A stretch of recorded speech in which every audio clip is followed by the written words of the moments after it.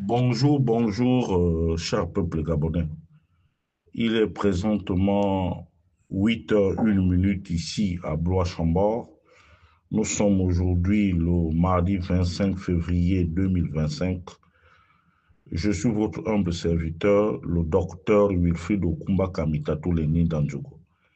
Ce matin, je dépose mes valises chez la très tribaliste présidente du Sénat de la transition du Gabon, Madame Paulette Missambo.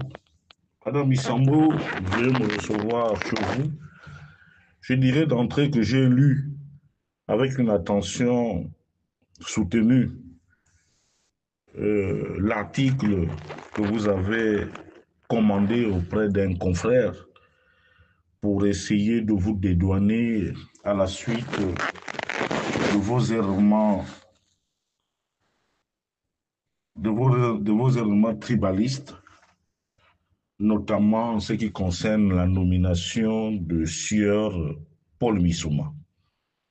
J'ai lu, j'ai lu et j'ai relu, j'ai compris que vous n'étiez qu'une simple manipulatrice. Déjà dans vos lamentations ou dans vos écrits, vous faites savoir à la terre entière que c'est vous qui avez sorti Faustin Mokoubi des ténèbres à la lumière. Vous avez fait de même pour Madame Odette Koumba, Odette Janine Tati Koumba. Vous dites que c'est vous aussi qui avez mis à la lumière sur Julien Kogue-Bekale. Je vous le concède. C'est vous qui savez ce que vous avez fait pour ces gens-là. Mais la question que j'aimerais savoir, quelle fonction occupe aujourd'hui Faustin Boukoubi? Quelle fonction occupe aujourd'hui Julien Kogue-Bekale? Et pourtant, ils sont bel et bien des chômeurs. Et pourtant, Faustin Boukoubi et vous avez en partage la même province. Et au niveau de l'SUR, il y a Julien Bekale, Kogue-Bekale, qui est l'un de vos poulains. Pourquoi n'avoir pas proposé leur nom pour le poste de haut représentant personnel du président de la République? Madame Missambo, je voudrais aller droit au but. Si vous avez un peu de dignité, si vous avez encore un peu de dignité, un peu de grandeur, je vous prierai, madame, de rendre votre tablier. Parce que l'acte que vous avez posé divise complètement Logo et Lolo. Et pour une dame que nous considérons comme une mère, ce comportement est aux antipodes de ce que nous pensions de vous réellement. Madame Isambo, si vous ne le faites pas, je peux vous dire que l'histoire va vous rattraper. Et au-dessus de nous tous, il existe un Dieu. Et rien n'est impossible à Dieu. Au moment où je m'apprête à finir cet audio de quelques minutes, je vous rappelle et j'insiste que le peuple gabonais attend avec une impatience soutenue votre démission du Sénat de la transition. Parce que ce que vous faites n'est pas du tout bien. Le Gabon est un seul pays et il est indivisible. Je m'en fiche que vous puissiez vous reprendre là où vous voulez, que vous m'insultiez. J'ai le dos rond, j'encaisse, Madame Missambo. Mais vous ne méritez plus la confiance du peuple gabonais. Sur un tout autre plan, je voudrais m'adresser à son Excellence, M. Priscoté Oligui en lui disant que les diplômes sont une présomption de connaissance. et pas autre chose, Monsieur le Président de la transition. Ne vous laissez pas fasciner par des diplômes, par des choses qui n'ont pas de sens, Monsieur le Président.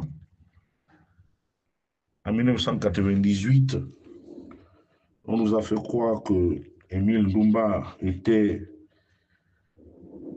un financier hors pair, mais nous avons vu comment il a tué l'économie gabonaise. On a failli complètement aller droit au mur.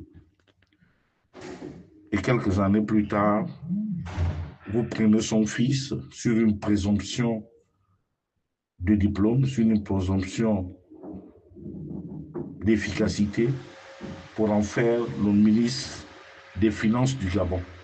Alors que même la petite société de vente de cartes de recharge était au bord du gouffre. Pour votre gouvernement, les Gabonais ne comprennent pas. Pour réunir un certain nombre de personnes, il faut absolument que l'on loue un hôtel de la place. Et ça, vous pouvez le vérifier le mercredi 12. La panoplie des directeurs généraux et leurs PCA sont attendus au Maïcha. Monsieur le Président, la facture qui est sortie de là-bas a laissé le tournis au peuple gabonais. Là-bas, on y voit des bouteilles de vin payées à 1 million. Il faut 500 bouteilles, 500 millions, du champagne pour une manifestation, pour une réunion qui, à notre humble avis, n'a aucun sens. De 10h à 16h, l'État gabonais aura dépensé 1 milliard de francs. Pour quel résultat? Alors que nous avons l'amphithéâtre d'Arambo. Ou bien ce ministre-là a bel et bien un cabinet où il peut recevoir à tout le rôle les responsables de ces entreprises-là. Là encore, une nouvelle fois, Monsieur le Président de la Transition, nous sommes dans le gâchis. Et nous sommes partis d'un vendeur d'illusions, c'est-à-dire Maïs Mouissi, à un autre vendeur d'illusions, Monsieur le Président de la Transition. Est-ce que le peuple gabonais mérite ce genre de dirigeants?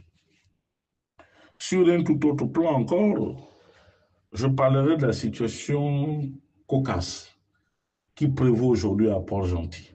Oui, Monsieur le Président, vous vous êtes retrouvé à Dakar avec Onanga Diaye, vous avez tissé vos amitiés. D'ailleurs, vous avez cadoté, vous l'avez cadoté quelqu'un, on dit, vous l'avez cadoté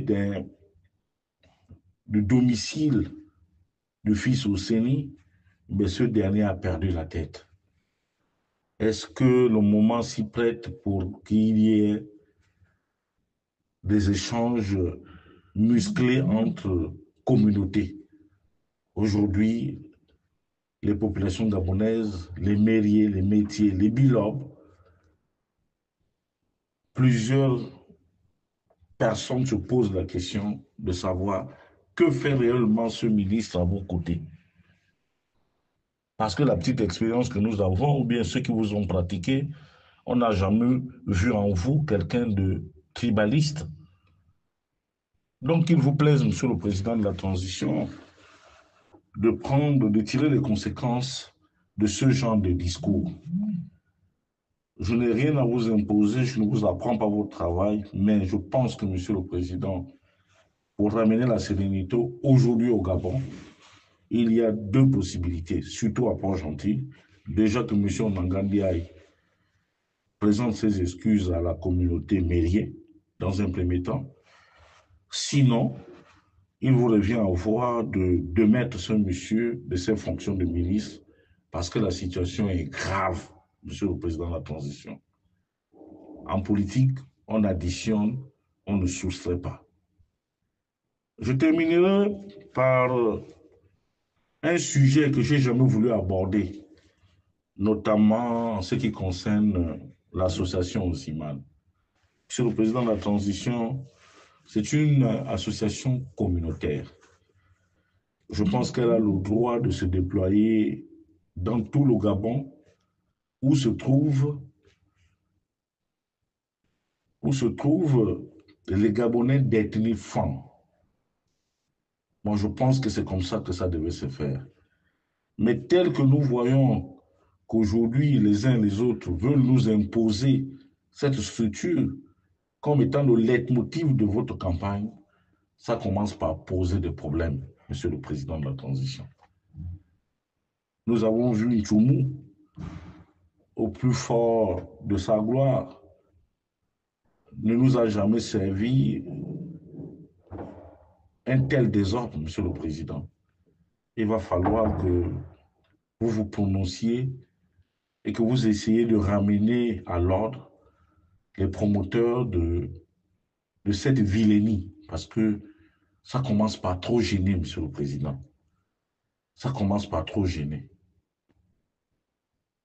Ça commence par trop gêner et ça embête.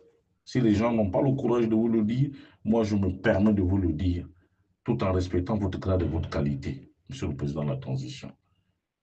Il va falloir que Oziman s'organise dans la province septentrionale. Parce que tout dépend des statuts. Alors, si c'est un parti politique que vous êtes en train de créer, mais soyez plus honnête avec les populations gabonaises. Parce que beaucoup ne se reconnaissent pas dans cette affaire d'Oziman. Oziman aujourd'hui ressemble à un conglomérat de vos parents accompagnés des anciens apparatchiks du pouvoir. Alors que vous savez tout le mal que ces gens-là ont fait au peuple gabonais. Est-ce qu'aujourd'hui, il est nécessaire pour vous de rouvrir les plaies qui sont fermées, qui semblent se cicatriser? Je ne pense pas, Monsieur le Président. Excellence, il me paraît judicieux que l'on recadrera les responsables d'Oziman.